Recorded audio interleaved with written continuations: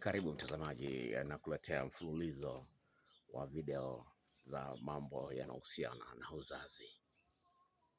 Kama nilivyosema siku mbili zilizopita, nimeweza kuongea na watu wawili. Mmoja yuko Arusha, ameliwa hela nyingi sana kutafuta dawa ya uzazi, ila akapata taarifa ya kwamba kuna mtu ambaye nimeshamsaidia kupata uzazi, mwanamke ambaye kwanza alianza siku zake zilikuwa zinapotea zinabadilika sana. Nikapatia dawa alafu kaweza kusaidika. Kaka ni mlokole na ameoa mwanamke ambaye ni bikra na ameliwa hela nyingi sana kutafuta uzazi. Nimemtumia dawa, yuko Arusha. Huyo ni wa kwanza. Wa pili ni wa hapa Mwanza, amehangaika sana, akaenda mpaka kwa mchungaji wa kanisa moja linaitwa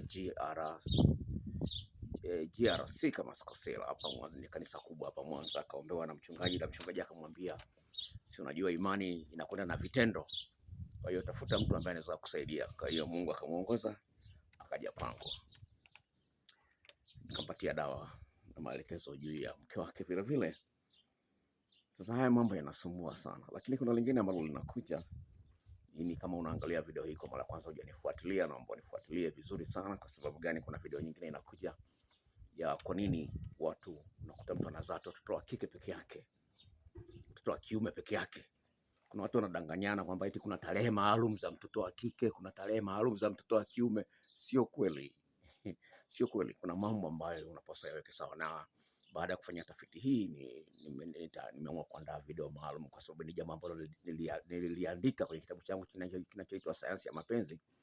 Niliandika jambo hili, lakini kutokana na mfululizo huu nimekumbuka kwamba nipasa nizungumzie swala hilo. Kwa nini watu wanazaa watoto wa kike tu peke yake, watoto wa kiume peke yake? Kuna uwezo wa kubadilisha hali kama hiyo? Uwezekano upo. Sasa tuendelee na mada ya leo, ni kwamba kwa nini watu wanapata matatizo ya uzazi. Hili ni jambo ambalo nipenda nizungumzie hapa.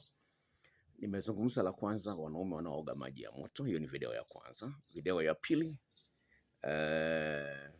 wanaume wanaoga maji ya moto. Video ya pili ilikuwa nguo zile za polythene, nguo hizi za polythene, polyester na viatu vya plastiki, nguo zenye plastiki zinasababisha tatizo hilo la mwanaume au mwanamke kushindwa kupata watoto. Kwa hiyo hizo ni video mbili nimezungumzia na ziko hapo, unaweza kuzitafuta. Kwa leo nakuja kwenye sababu nyingine ambayo ni sukari na chumvi. Sukari na chumvi zinaathiri uwezo wako wa kuzalisha, uwe ni mwanamke au ni mwanaume. Lakini kwa wanaume ndio baya zaidi. Sukari hasa chumvi kwa wanaume ndio baya zaidi.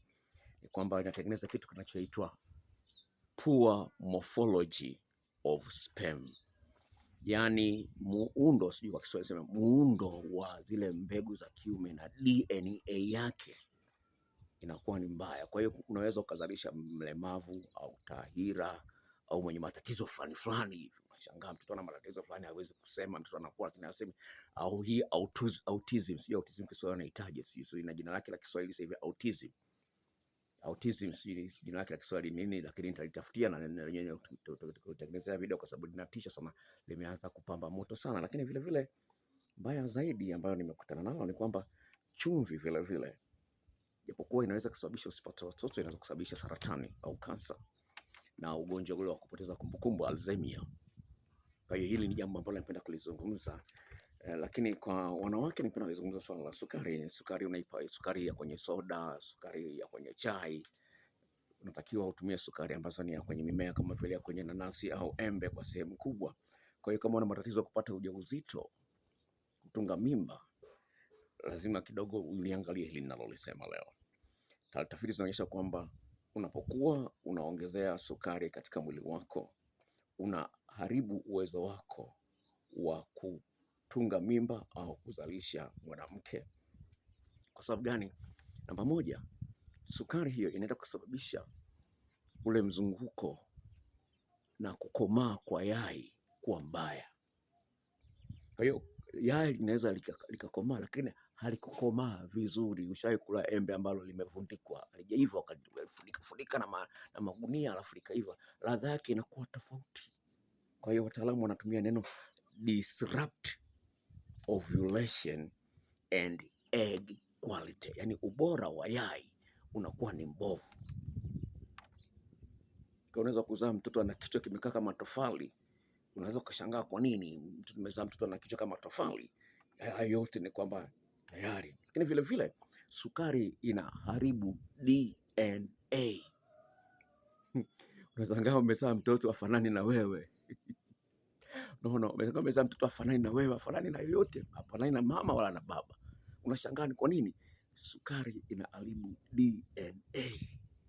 Hilo ni jambo ambalo ningependa uliangalia, lakini kitu ambacho kinamwendekeza kwenye video ile kwamba inakuwaje mtu anapata mtoto wa kike au wa kiume peke yake. Mtoto wa kike tu inakuwaje? Sasa kwa wanawake sukari inawaponza katika eneo hilo. Kwa sababu gani? Inasababisha mwanamke awe na testosterone nyingi sana. Sasa testosterone hicho kichocheo cha testosterone ni kichocheo cha wanaume. Wanaume wanacho kingi sana, mara 16 kuwazidi wanawake. Kwa hiyo mwanamke anayekula sukari sana, uwezekano wa kuzaa watoto wa kiume wengi ni mkubwa. Lakini hilo tuliache kwanza, tutalizungumzia zaidi kwa kina kwenye video nyingine inayozungumzia kwa nini watu wanapata watoto wa kike peke yake au wa kiume peke yake. Hiyo ni video nyingine sana. Lakini kikubwa kwa wanaume vile vile, sukari pamoja na chumvi inapunguza idadi ya mbegu. Kama ilivyozungumzwa kwenye video iliyotangulia, kiasi kizuri cha mbegu ambacho kinaweza kuzalisha ni kuanzia milioni 15 mpaka milioni 200 kwa kila mililita ya mbegu zako. Hizo ndio kiasi kizuri. Kwa hiyo ikishuka milioni 15, mbegu milioni 15, sawa, tayari hapo umepata tatizo, utapata tatizo la kuzalisha. Kwa hiyo hayo ni mambo lingine. Lakini lingine ambalo lipo kwa wanawake, kuna kitu kinaitwa, wanasema it lowers fecundability. Fecundability ni uwezo wa mwanamke kupata ujauzito ndani ya mzunguko mmoja. Yaani kwa maana nyingine kwamba kupata ujauzito haraka, inapunguza kupata ujauzito haraka. Sasa hii ni kitu ambacho naona nikuletee uweze kuelewa kwamba chumvi na sukari, kama unapata matatizo ya uzazi, tambua kwamba huyo ni mchawi wako. Na ukitaka kuongea na mimi kwa ushauri zaidi, namba zangu nimekuwekea hapo chini, tuweze kuongea kwa ushauri. Ushauri unalipia shilingi 10,000. Mimi sio radio. No, mimi sio radio. Ushauri kuongea na mimi unalipa shilingi 10,000 kwa M-Pesa. Kwa hiyo namba zangu nakuwekea hapo chini, tuweze kuwasiliana niweze kushauri mambo mazuri sana. Lakini lingine ambalo nimeliacha vile vile ni kwamba sukari na ni chumvi haswa. Chumvi inasababisha kijana achelewe kubarehe, awe ni binti au ni mwanaume, itakuchelewesha kubarehe. Hiki ni kitu ambacho kinasababishwa na ulaji wa chumvi kupita kiasi. Jamani, subscribe, follow and share with your friends and like it. God bless you. Bye.